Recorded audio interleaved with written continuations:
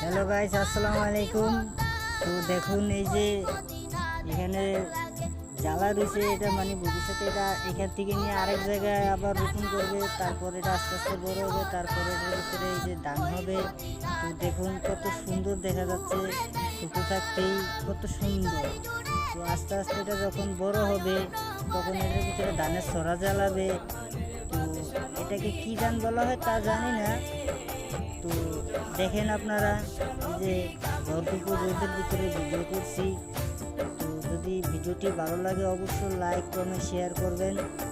আর আমার একটা YouTube channel আছে, ডেলি ব্লগ 100 মিলিয়ন। তো অবশ্যই সবাই